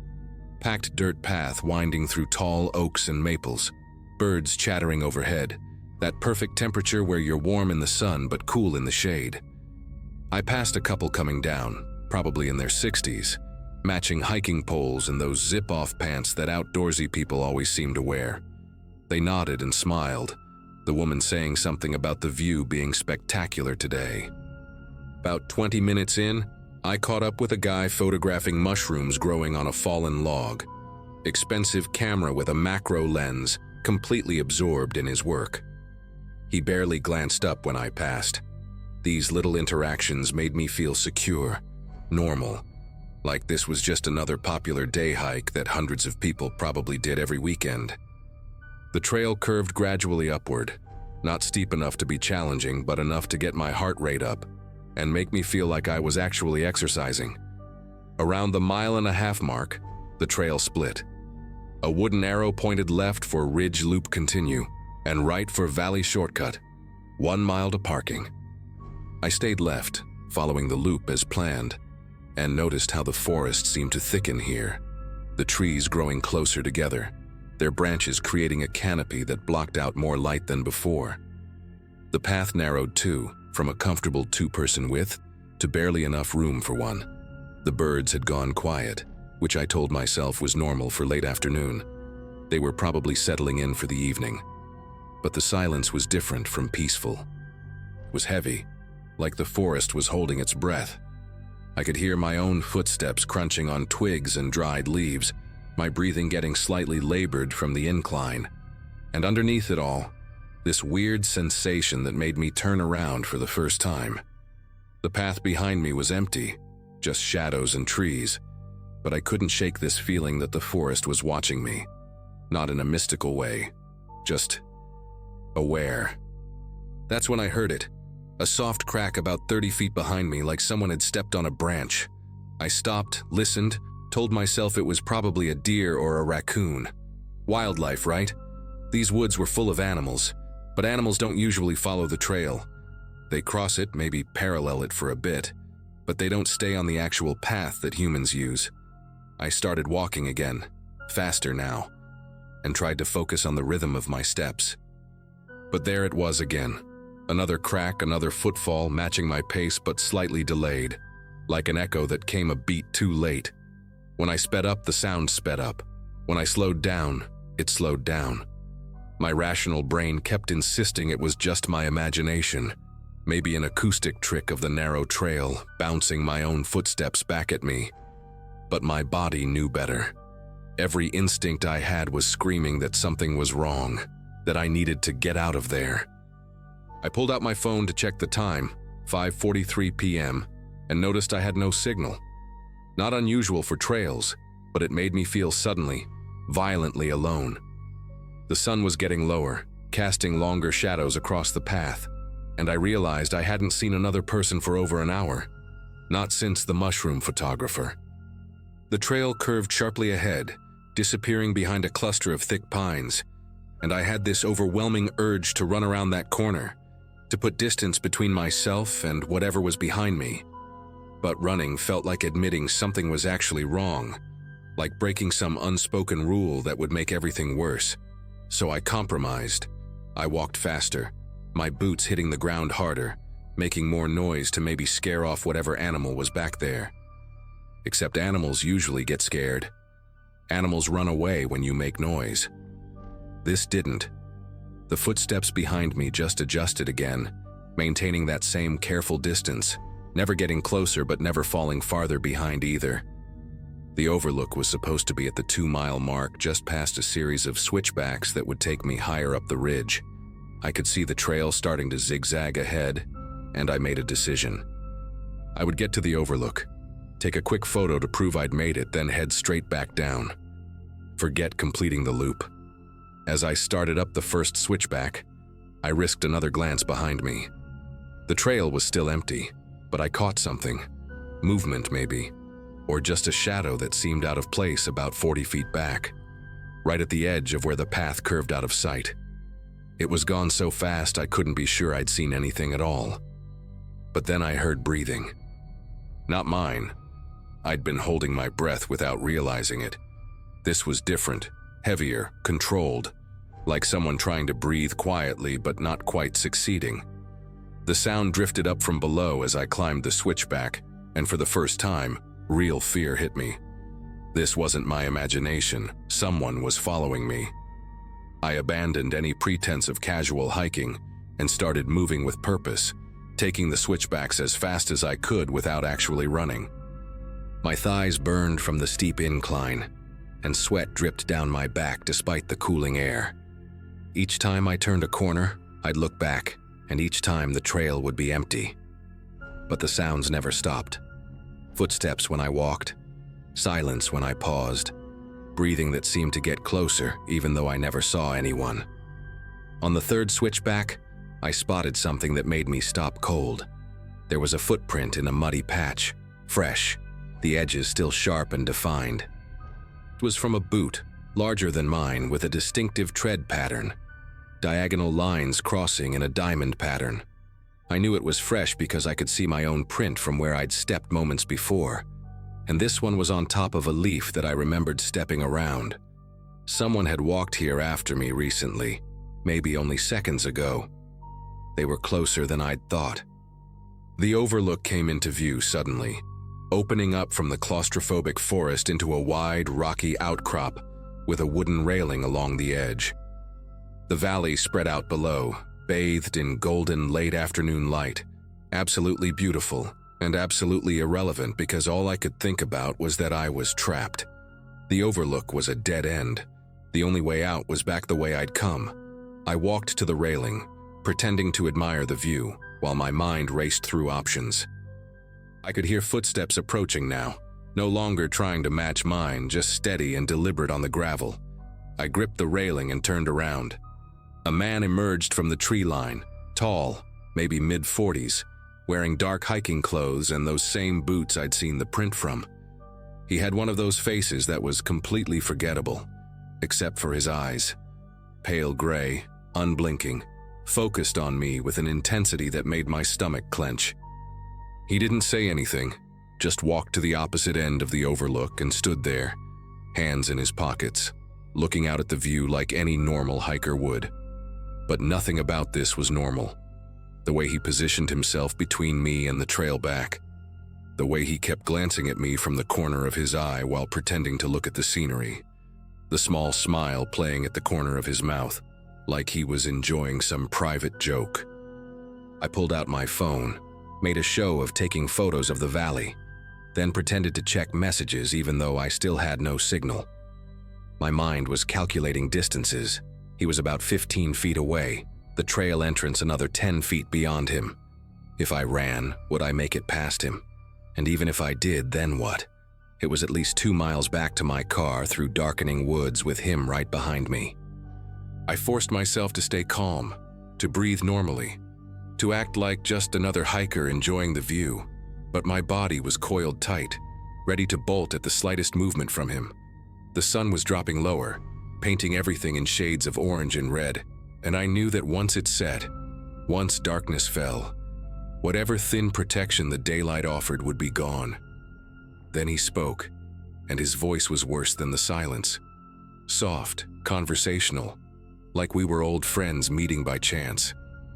"Beautiful evening for a hike," he said, still looking out at the valley. "Though most people don't come up here alone this late. Smart people, anyway." He turned to face me fully then, and I saw something tucked into his belt, partially hidden by his jacket. Not a gun, but a knife in a leather sheath, the handle worn smooth from use. "You heading back down soon? Trail gets pretty dark after sunset. Easy to get lost. Easy for accidents to happen." The way he said accidents made my skin prickle. I managed to find my voice, kept it steady somehow. "Yeah, just heading back actually, meeting friends at the parking lot." The lie came out smoothly, but his smile widened like he knew exactly what I was doing. "Friends?" he repeated, taking a step closer. "That's good, though I didn't see any other cars when I parked, just yours and mine." My heart was hammering so hard I was sure he could hear it. He knew I was alone. He'd been watching me from the beginning, maybe even before I started hiking. That's when I heard it, voices coming up the trail. Multiple voices getting closer. The man's expression shifted instantly, the smile vanishing, his jaw tightening with frustration. A group of college-aged kids burst into the overlook, 5 of them, loud and laughing, passing around a water bottle and taking selfies. One of them, a girl with bright pink hair and a nose ring, looked between me and the man, seemed to sense something, and walked directly over to me. "Hey, oh my God, this view is insane. Can you take a picture of our group?" She handed me her phone before I could answer, and suddenly I was surrounded by these kids, all posing and joking. The man stood there for a moment, his gray eyes locked on mine over their shoulders. Then he turned and walked back toward the trail. "Getting dark," he said to no one in particular. "Time to head down." As he passed the group, I saw him glance back one more time, and the look he gave me was a promise that this wasn't over. The pink-haired girl waited until he was out of sight, then turned to me. "That guy was giving off serious creep vibes. You okay? Were you here with him?" I shook my head, and my voice came out shaky. "No, He followed me up here." Her eyes widened, and she immediately linked her arm through mine. "You're walking down with us. No arguments." The hike down was surreal. These kids, they were from a local college out celebrating someone's birthday, formed a protective circle around me without making it obvious. They were loud, taking flash photos that lit up the darkening trail, making enough noise to scare off any wildlife within a mile radius. The pink-haired girl, whose name was Jade, stayed right next to me the whole time, asking me questions about anything and everything except what had happened up there. But every time we rounded a corner, every time the trail narrowed, I could see her friends scanning the woods, looking for that man. About halfway down, one of the guys in the group mentioned seeing fresh boot prints going off the trail into the woods. that same diamond pattern I'd noticed earlier. "Weird for someone to go bushwhacking when it's getting dark," he said, and they all moved a little closer to me. We reached the parking lot just as the last bit of sunlight disappeared behind the trees. My car was there, and so was another one, a dark blue pickup truck with mud splattered on the sides parked right next to mine, so close I'd have to squeeze to get into the driver's door. The college kids waited while I got in, Jade actually standing between the two vehicles like a guard while I started the engine. As I pulled out, my headlights swept across the tree line, and I saw him, standing just inside the woods, maybe 20 feet from the parking lot, perfectly still, watching. The kids saw him too. I heard one of them shout something, but I was already driving, my tires spinning on the gravel as I accelerated toward the main road. I didn't stop shaking until I was back on the highway, surrounded by other cars and streetlights and civilization. I called the park service the next morning to report what happened, but the ranger I spoke to sounded unsurprised, tired even. They'd had complaints before, he said. Single hikers, usually women, reporting someone following them on that trail. They'd never caught anyone, never found anything concrete enough to close the trail or post warnings beyond that handwritten note someone had taped to the sign. He took my information, said they'd increase patrols, but we both knew that meant nothing. I haven't been hiking alone since then. I joined a hiking group, always go with at least 3 other people, and I never, ever stay out past 5 p.m. Sometimes I think about that man. Wonder if he's still out there on that trail, waiting for someone else to come along alone. And sometimes, when I'm home safe and the memory doesn't seem quite as sharp, I think about that pink-haired girl and her friends, how they didn't hesitate to help a stranger. That's the part I try to focus on. Not the gray eyes or the knife or the promise in his final look, but the fact that when I needed them, those kids were there. Still, I know I got lucky. Really, really lucky. And I know somewhere out there he's still hiking those trails, still watching, still waiting for someone who won't be.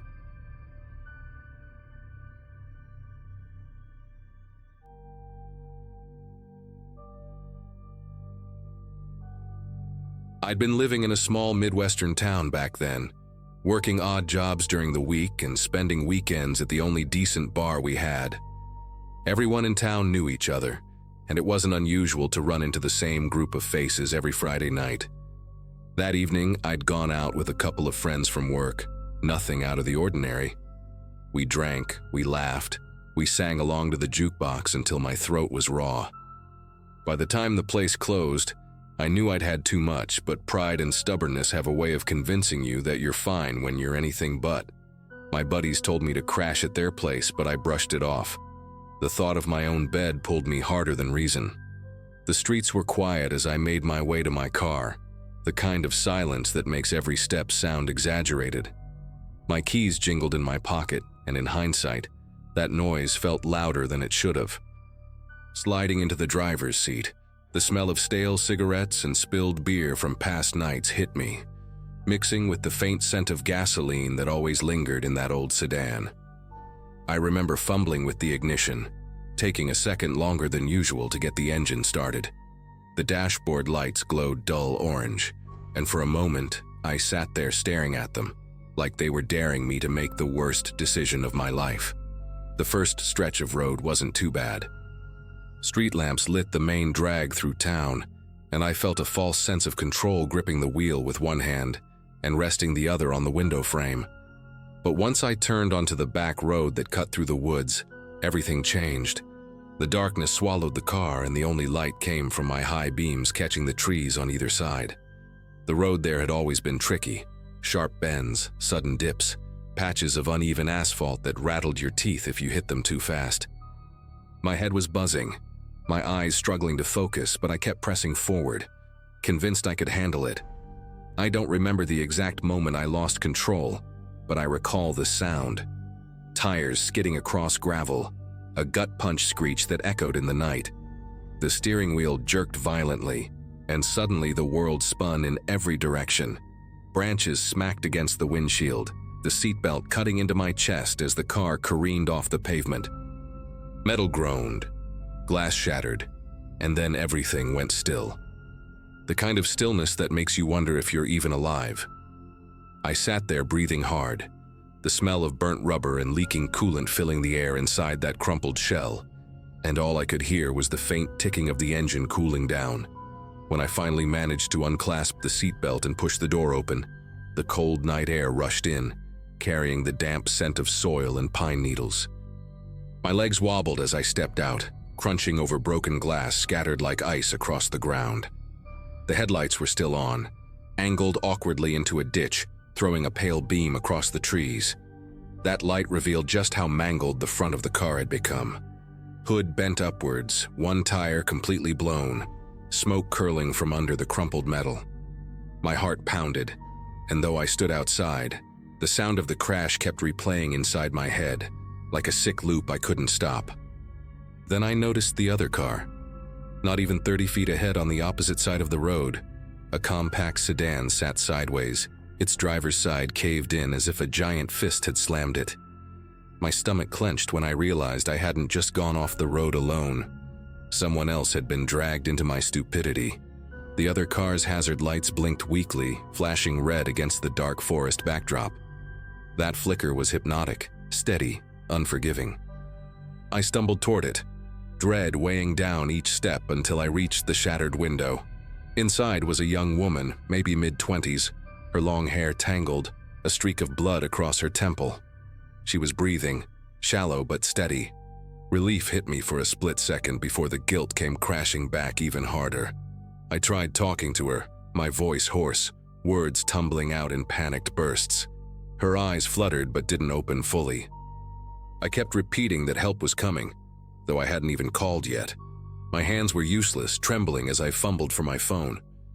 The screen lit up, slick with sweat, and I dialed 911. Explaining what happened felt like choking on glass. The dispatcher's calm, professional tone only made my own words sound clumsy and weak. "Accident, 2 vehicles, she's hurt, hurry." They told me to stay with her, to keep her talking if I could, and to not let her fall unconscious. I crouched by the window, trying to steady my breathing, trying to be the anchor she needed when all I felt like was a wreck myself. The wait for the sirens stretched into an eternity, every snap of a twig in the woods, every hum of the engine cooling down. Every weak blink of her hazard lights etched itself into my brain. I remember kneeling there, gravel biting into my knees, whispering anything I could think of just to fill the silence. Her name, if she could tell me, whether she had someone I should call, anything at all. She barely responded, but every faint groan, every twitch of her lips kept me locked in that moment. And behind it all, a thought grew louder and louder. This was my doing. My choice to drive had drawn a stranger into a nightmare she never asked for. When the sirens finally pierced the silence, red and blue lights washed over the trees, bouncing off the twisted metal like a cruel spotlight. Paramedics rushed past me, voices sharp and precise, their movements fast in ways mine had failed to be.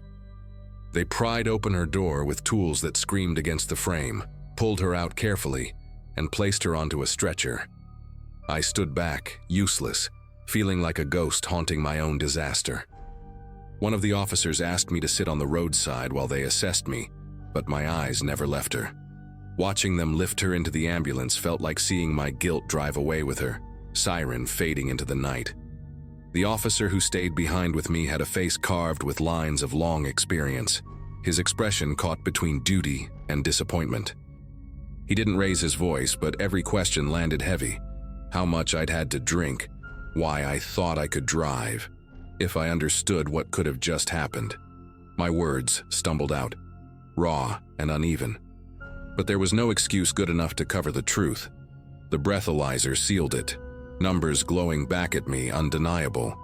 In that moment, the weight of what I'd done didn't just sink in. It anchored itself deep, knowing there would be no outrunning it. Court came later, of course, and with it the charges, the fines, the endless lectures I deserved. But the punishment that stuck wasn't from the judge. It was from the knowledge that I'd turned a stranger's normal night into a nightmare. She survived, I found out weeks later, though she needed surgery and months of recovery. I should have been grateful. and I was. But the relief was tangled up with shame. Every time I pictured her in that car, dazed and bleeding because of me, I wished I could rewind the night and make a different choice. But life doesn't hand out do-overs, only consequences. It's been years since then, and I still avoid that stretch of road. I still hear the screech in my head sometimes when I can't sleep. I don't drink the way I used to, and I never get behind the wheel if I've had even one. People say time heals everything, but it doesn't. Time just teaches you how to carry what you did, day by day, mile by mile. That night remains etched into me, not as a memory I can move past, but as a reminder that a single reckless choice can change more than just your own life. It can tear through someone else's, and you don't get to undo it.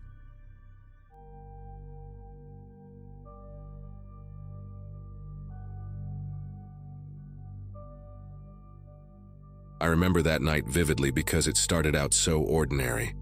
College life had been wearing me down with classes and assignments, so when a girl from my dorm invited me to a house party, I said yes without thinking twice.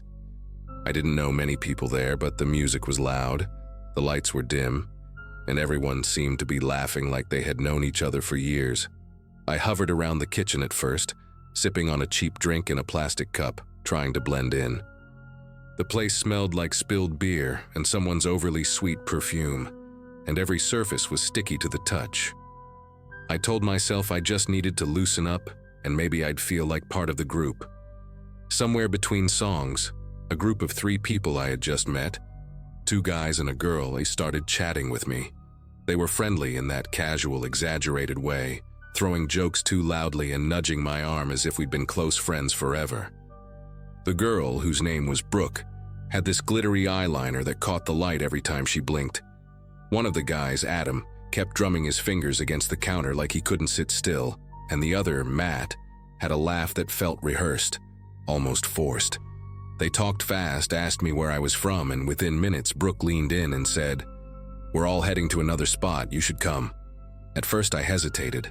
I barely knew them, and I hadn't even finished my drink. But then Adam grinned and said, "Everyone's going, you don't want to be the only one stuck here, right?" The way he said it made it sound like staying behind would mark me as an outsider. I didn't want to be that person. I told myself it was harmless, just another stop, another hangout. Brooke looped her arm through mine, her bracelets clinking together, and before I knew it, I was following them out the door. The cool night air hit me, and for a second it felt like a relief compared to the suffocating heat inside. Their car was parked a block away, a beat-up dark sedan with a dent on the passenger side and one of those pine tree air fresheners dangling from the mirror. Adam slid behind the wheel, Brooke hopped in the back with me, and Matt claimed the passenger seat. The doors shut with a heavy thud, and when Adam hit the lock button, the sound was sharp, final. At first we were laughing, joking about the music still echoing from the house, but within minutes the energy shifted. The laughter faded, replaced by an odd silence, and the streets outside grew darker as we drove farther from campus. I remember pressing my hand against the worn seat fabric, trying to convince myself that I hadn't just made a huge mistake. The first thing that unsettled me was the direction Adam chose. Instead of heading toward the bars or other student housing, he turned down a long stretch of road, lined with closed shops and flickering streetlights. Brooke tried to keep the mood light, asking me random questions about my classes, but her voice carried a forced cheerfulness like she was trying too hard. Matt had stopped joking altogether, staring out the window as if he was scouting something. The silence between their words grew heavier, and every turn felt like it carried us farther from anywhere familiar. I leaned toward the window, noticing the reflection of Brooke's glitter under the passing lights, and tried to steady my breathing. When I finally asked where we were going, Adam gave a short laugh and muttered, "You'll see." It wasn't reassuring. It sounded more like a warning. Matt added, "It's just a better spot, quieter. No one bothers us there." The way he emphasized no one didn't sit right with me. I tried to joke back, asking if they were about to take me to some secret rave in the woods, but no one laughed. The music playing from the car speakers was low, a muffled bass line, but it did nothing to cut through the tension. My throat felt dry and I kept wishing I had just stayed behind at that crowded, sticky house. The roads narrowed, and soon there weren't even streetlights anymore. Just the car's headlights cutting through empty stretches of trees. The air inside the car felt warmer, heavier, and the little pine tree air freshener swayed with each bump in the road. Brooke stopped talking altogether, her arm no longer looped through mine. She just stared at her phone screen, the glow highlighting her sharp eyeliner and blank expression. I realized then that whatever this was, it wasn't about me tagging along to have fun. It was about me being exactly where they wanted me, in the back seat, doors locked, and nowhere near campus. That's when Adam pulled over. The tires crunched against gravel, and the car came to a stop in what looked like an abandoned lot. A single lamppost flickered nearby, casting a weak cone of light over cracked pavement and weeds sprouting through the ground. The sound of the engine shutting off seemed louder than it should have been, echoing in the still night. My chest tightened as Matt turned around in his seat, finally giving me his full attention. He smiled, but it wasn't friendly. It was the kind of grin that said I had stepped into something I couldn't step back out of. I remember gripping the seat beneath me, wishing desperately that I could just rewind the night and make a different choice. Adam leaned back in his seat and asked, almost casually, "So you trust us, right?" The question hung in the air, thick and deliberate. I didn't answer right away. My heart was racing and I could hear the faint hum of the lamppost above us, buzzing like it might burn out at any second. I forced myself to nod, trying not to let my voice shake when I said, "Yeah, sure." Matt chuckled, low and dry, and Brooke finally looked up from her phone. She didn't smile, didn't frown. She just stared at me like she was waiting for something. The tension was unbearable, and every second dragged on longer than the last. I knew I had to act, even if it was risky. My phone was buried deep in my bag at my feet, and reaching for it would have made things worse. Instead, I glanced toward the lamppost, pretending to notice something, and said, "Wait, is that a cop car down the street?" For a split second, all three of them shifted their attention toward the window. That moment was enough for me to slam my elbow against the lock switch. The click of the doors unlocking was like a lifeline. I shoved the door open and bolted out into the night, my shoes scraping against the gravel.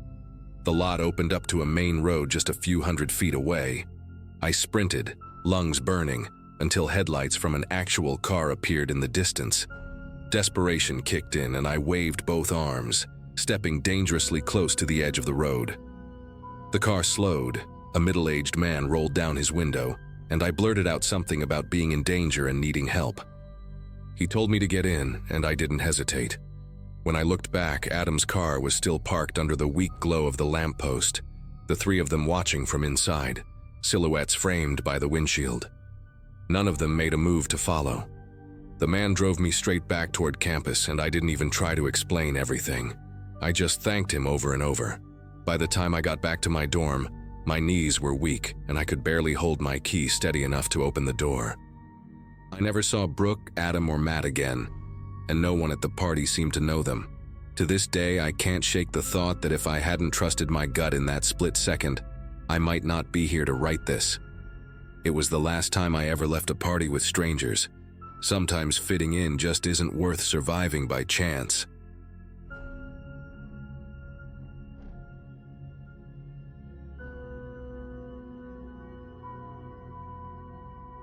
It happened on a chilly evening when I was leaving the office later than usual.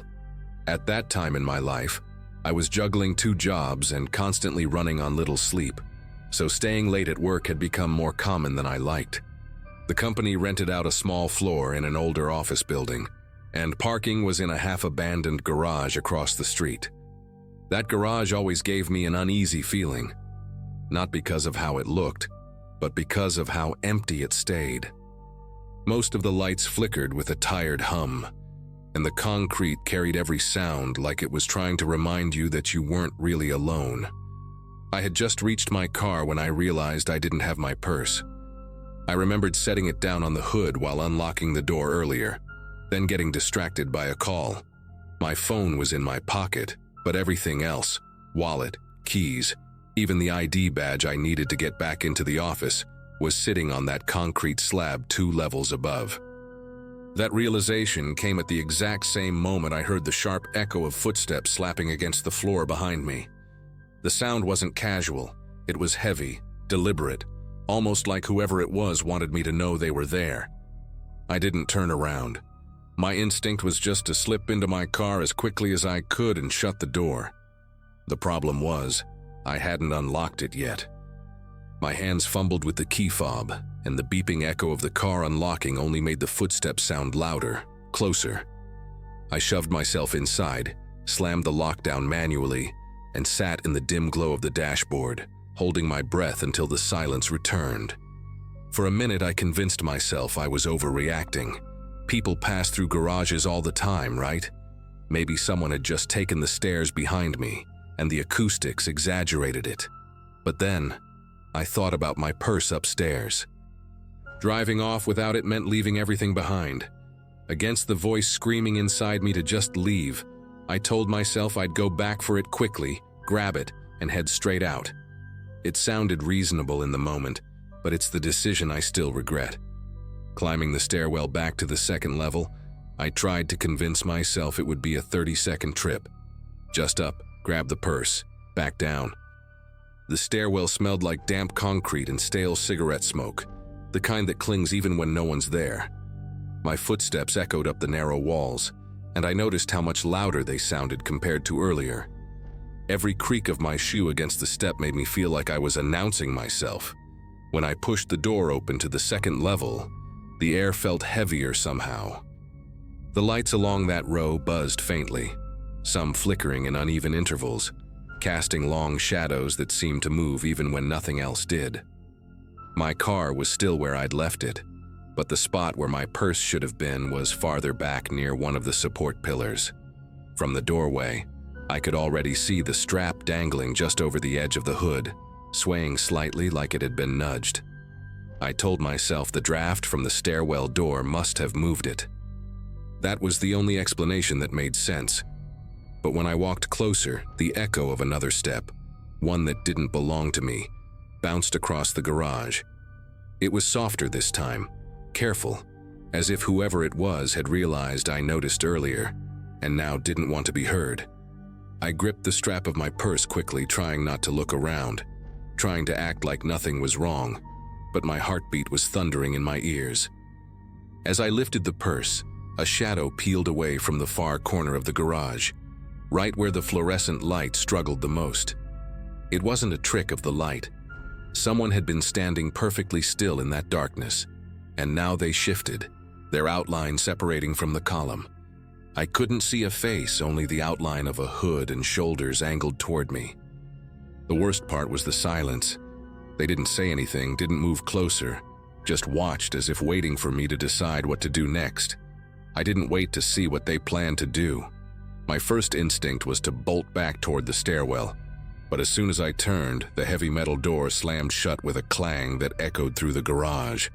Whether it was the wind or not, I couldn't bring myself to test it. Instead, I darted toward the opposite side where the exit ramp curved downward, the sound of my shoes smacking the concrete overlapping with the faint shuffle of the figure behind me. Every light I passed seemed dimmer than the last, and by the time I reached the slope leading down, I could hear them matching my pace, staying just far enough not to close the gap. I didn't dare look back. My only goal was to get to my car on the lower level and make it inside before they caught up. When I reached the bottom, I sprinted across the open space, my keys already clenched in my fist, pressing the fob until the familiar chirp echoed. The figure's footsteps sped up behind me, no longer cautious but urgent, pounding against the floor like they were charging. I lunged into my car, slammed the door shut, and this time the locks clicked instantly.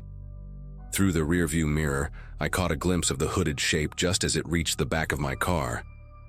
They slapped a hand against the trunk, hard enough to rattle the glass before stepping back into the shadows as I peeled out of the garage without looking back again. I never found out who it was or what they wanted, and I didn't stick around long enough to ask. The next morning I requested a different parking arrangement through my job, and I've avoided that garage ever since. To this day, I wonder if they had been waiting all along for someone careless enough to come back. If I just left my purse behind, maybe nothing would have happened. Or maybe the silence of that garage would have swallowed me whole before I ever made it back to my car.